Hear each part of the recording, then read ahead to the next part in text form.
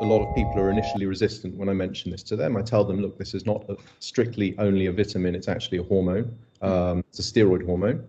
It has a lot of effects on the body at different doses. There are estimations whereby at doses of around 5 to 10,000 units a day, it's interacting with switching on and switching off up to 1,200 genes in the body, and at lower doses, lower numbers. It's known to be extremely safe, even at very, what are called high doses.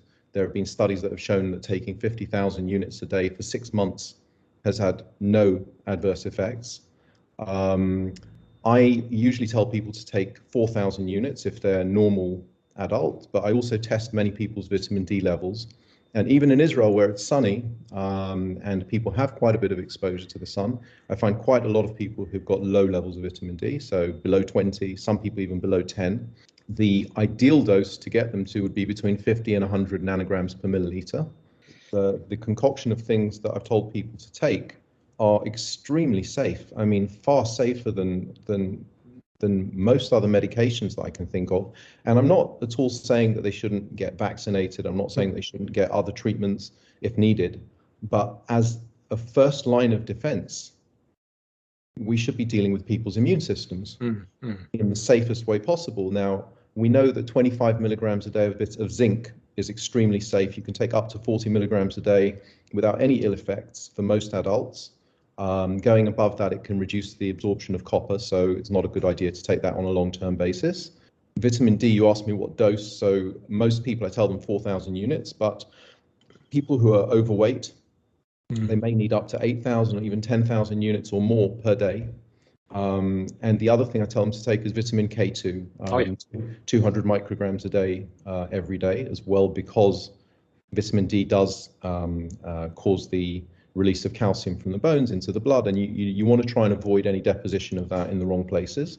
It is interesting, isn't it, the way that we need a relatively low dose to prevent the classic vitamin D deficiency disease of the 19th century rickets. And then slightly higher dose does a bit more, and a slightly higher dose does a bit more, and a slightly higher dose does everything that triggers all the genes and the protein pathways that actually need vitamin D as part of its sort of enzymic activities. It's amazing how much vitamin D is just vitamin D receptors are just rooted in so many human physiological systems. Virtually every cell, from what I know. They're on virtually every cell. So it does suggest that they have a purpose, and a lot of it is immunomodulatory. So they're actually directing the immune system to work in a better way.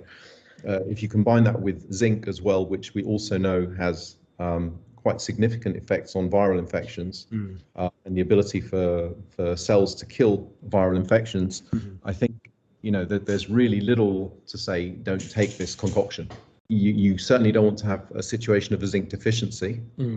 And it is known, I have read quite a few bits of research that show that zinc does improve the immune response to viral infections. And I can say anecdotally, I use it on a daily basis in my practice for regular viral infections. And quite often I tell people as soon as they get a virus, just take 50 milligrams of zinc twice a day. And they do it for a week, and it knocks the virus on the head within hours sometimes. The vitamin D, my understanding with vitamin D, it needs to be metabolized, doesn't it? It does, and you need at least a few days of it beforehand, and therefore I tell people to just take it constantly.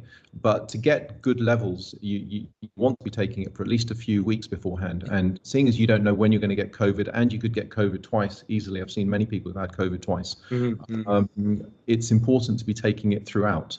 And if you wait until you actually get the virus, it's already too late. Even who've received high doses, they've done studies with 50,000, even 200,000 units of vitamin D given as a shot at the time of admission to hospital. It probably does have some immunomodulatory effect, but it takes time for it to kick in. It takes at least a few days, by which stage the person could be a lot further down the illness with COVID. They could be onto a much later stage of COVID whereby they're already ventilated. And the whole idea of this is to prevent that.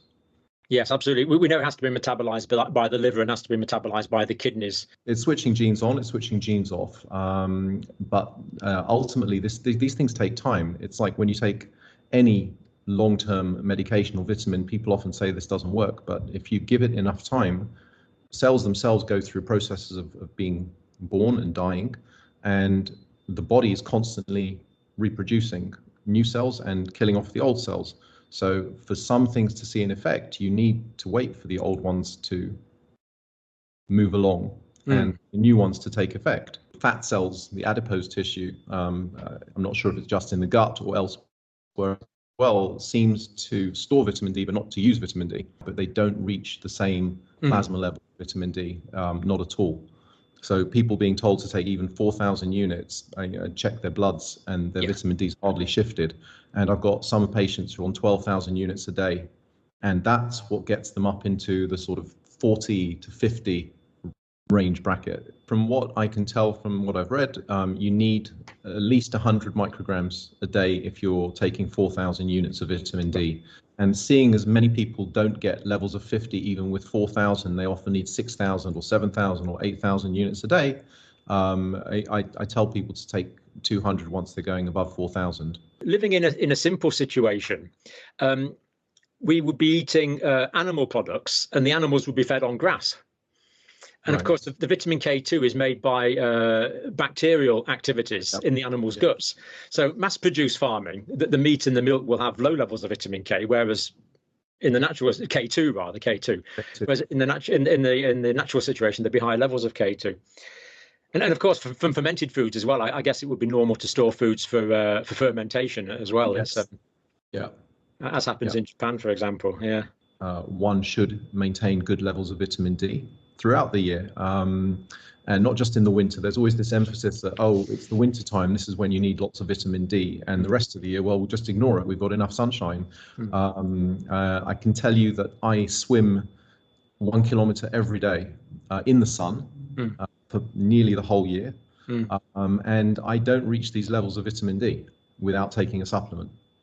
And if you think that 1,000 units is only 25 micrograms, and there's 1,000 micrograms in a milligram, and there's 1,000 milligrams in a gram. These are tiny. When it's put into the international units, it's made to sound like some huge whopping dose, but it's really not.